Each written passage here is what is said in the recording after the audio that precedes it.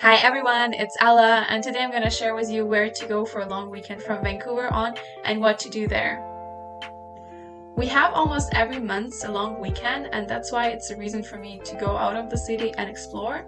And the first city town in my list would be Squamish, which is 1 hour drive from Vancouver by car. It is also convenient and you can just take a bus and go there. There are many things to explore, for example, if you like nature, and this is what I did in the first time. I visited Shannon Falls, I also went to the Sea to Sky Gondola.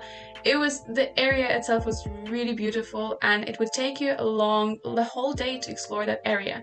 There are also other trails, and if you have time you just can take it easy and stay overnight there. There are many options where you can stay and it's way cheaper than staying in Vancouver or Whistler. Second town on my list of recommendations is of course Whistler. I didn't mention it as the first one because I think everyone who comes to Vancouver, everyone wants to go to Whistler, and it's pretty popular among Canadians and also tourists itself. I've been to Whistler a couple of times and every time it just doesn't disappoint me. It is really expensive to stay in that area, but if you go by car or by bus, you can easily go back to Vancouver in the same day, that you don't need to stay there overnight. There are a lot of things to explore in that area, for example, Alta Lake, a green lake. There are many lakes around that area as well as hikes because there's also mountains around there. And if you go in winter, you can also go skiing. If you go in summer, you can also go up to the mountain and enjoy the view from there. You can also, I know that it's pretty popular for biking, mountain biking. So Whistler would not disappoint you. Honestly, even the road trip itself from Vancouver to Whistler, and you would always go by Squamish because it's like the first stop. It's just incredible. Every time when I go through that route, it's just wow. Every time I look at the water and mountains around me, it's just wow. The third option on my recommendation list is of course Vancouver Island. And Vancouver Island is pretty big and there are a lot of things to explore. You can go just depending on what you like. Like if you want to see the capital of British Columbia, then welcome to Victoria. Victoria is also pretty cool. A lot of Canadians describe it as Europe, and you see that also in downtown, this European area and like the buildings itself, and it's pretty nice. But the city itself, I would say fine to explore for a day, and then you can just go on different trails and like national parks, and just I feel like driving outside of the city, driving around and just hiking a bit, just you would enjoy it a lot.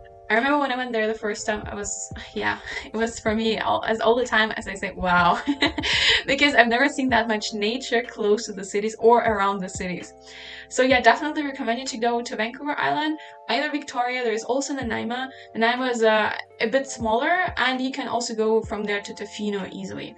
Tofino is a little paradise, as everyone says, and I haven't explored that area yet, but it's on my bucket list, and hopefully I will do that this summer or next summer, where I can just show you videos from myself and how I'm happy there. One more option where you could go for the weekend is Kelowna. Kelowna is 4 hours drive from Vancouver, and many people go there because they love wine. There are a lot of options, especially in summer, where you can just go and explore. People will explain you everything about different types of wine and wine cellars, and you would just try it out and drink, just enjoy staying there. It is a bit, well, it's not a bit, it's pretty small compared to Vancouver, but it's still also like a tiny city where you can enjoy the view, the mountains, and then lakes, and just explore around. So it's not a good idea to go for wine if you love wine like me, but also explore around the area because it's all surrounded by nature, and it's always nice to be somewhere out of town and just enjoy it.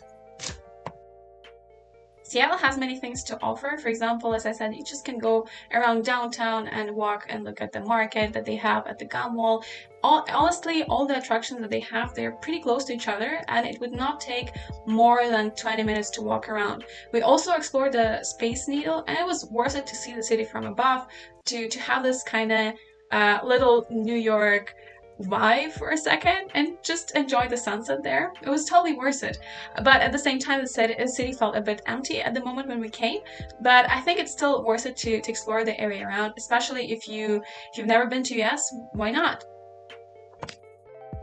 So guys, thank you so much, and that's it for today. If you have any questions, just let me know and I will answer them. Bye!